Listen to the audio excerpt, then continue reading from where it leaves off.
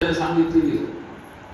दुसरं, रावणाच्या दरबारात असलेल्या बऱ्याचशा वीरांच्या मनामध्ये त्याने अशा प्रकारची भीती उत्पन्न केलेली की जर अंगात आपण पायच हलवू नाही शकलो तर असे तर कितीतरी अंगद आहेत, असे कितीतरी वीर रामाच्या सेनेत आहेत, आपलं काय होणार?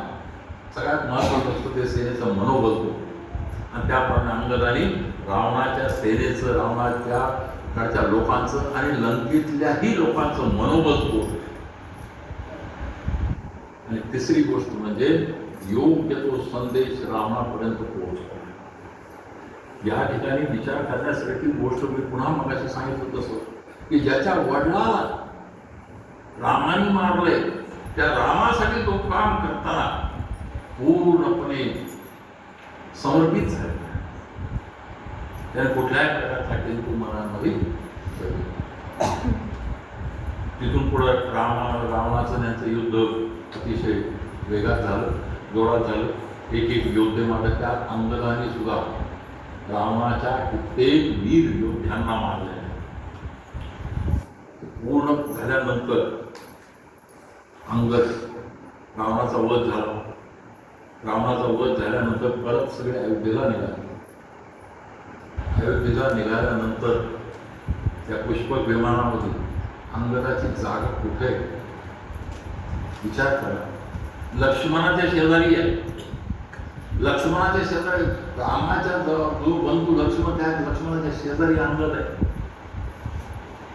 या इतक्या महत्वाच्या याच्यात तो आलेला आहे. अयोध्येला पोहोचले.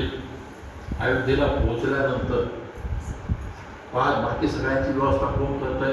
अंगदाची व्यवस्था कोण करत आहे? अंगदाची व्यवस्था स्वतः शत्रुघ्नाने केली. कारण त्यांनी जे केलेलं कार्य आहे ते तितकंच महत्वाचं. तिथून पुढं दिवस जातात. रामाचा राज्याभिषेक होतो.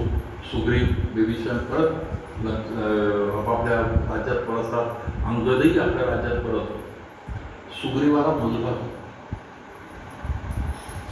मुलगा झाल्यानंतर त्या मुलाला एक आजार. तो आजार झाल्यानंतर आता ताराजी आहे, तिचे वडील सुशेष, त्याला बोलावण्यात येतं. आणि तो सांगतो की ह्या मुलाला आजार जो झालेला आहे त्या आजारावर गाईचं दूध जर त्या मुलाला दिलं तर योग्य होईल. काळ असा होता की खालच्या भागात म्हणजे दंडकारण्याने त्या भागात एकही गाय नव्हती.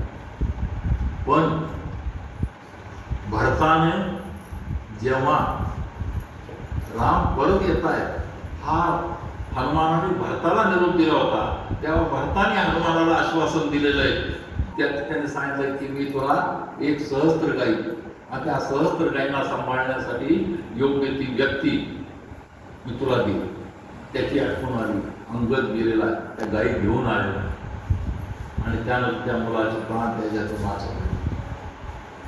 सुग्रीवाच्या नंतर अंगदाने अनेक वर्ष राज्य आणि त्यानंतर त्याने आपला देह दिला. ह्या अंगदाची कथा सांगण्याचं कारणच हे होतं की अंगदाविषयी आपल्याला फक्त 2-3 गोष्टीच माहिती, त्याविषयी आपण जास्त विचारात खोलात शिरलेलो नाही. आणि अशाच उद्या आणि परवा अजूनही अशी 2 पात्र, एक शत्रुघ्न आणि एक योग्य, या विषयावर आपण बोलणार आहोत. परत वेळ झालेला आहे.